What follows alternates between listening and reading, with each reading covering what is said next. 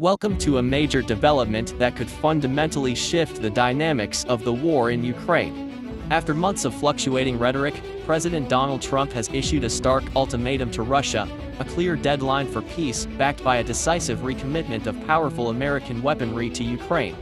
This is a dramatic turn and the implications are monumental. Let's get straight to it.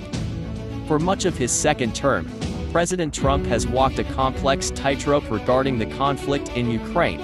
Initially, there were hints of a swift resolution, even suggestions of a bromance with Vladimir Putin. Yet, as the brutal war dragged on, marked by escalating Russian drone and missile barrages, a palpable shift began to occur in the White House.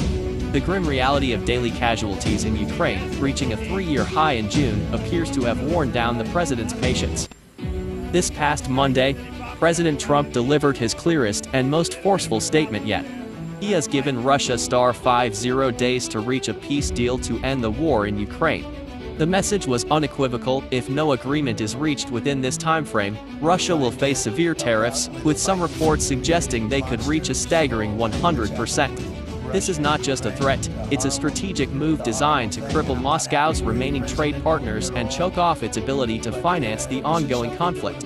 Trump, visibly frustrated, stated, "It just keeps going on and on and on. Every night, people are dying." But the deadline isn't the only major piece of this puzzle. In a remarkable U-turn, President Trump confirmed that the United States will be sending critically needed Patriot air defense systems to Ukraine. This comes after an earlier pause in some weapons shipments, which reportedly surprised even some Pentagon officials. Trump emphasized Ukraine's desperate need for protection against Russia's relentless aerial assaults, which have included record waves of drones and missiles. While the exact number of Patriot batteries is still being finalized, Trump asserted that Ukraine will have some because they do need protection. Crucially, he also indicated a new funding mechanism: NATO allies will pay the U.S. for these very sophisticated weapons, turning it into a business for us.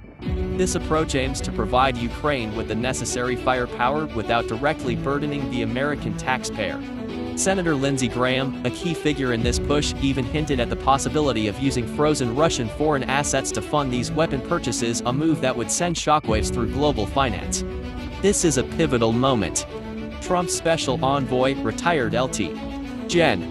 Keith Kellogg, is currently in Kyiv meeting with President Zelensky, further underscoring the urgency of these developments. Zelensky himself welcomed the move, stating, "We hope for the leadership of the United States, because it is clear that Moscow will not stop unless its ambitions are stopped by force." The question now is, what does this aggressive new stance mean? Is this the tough love approach Trump promised to end the war? Will a 50-day deadline, coupled with a renewed flow of advanced weaponry, finally push Putin to the negotiating table?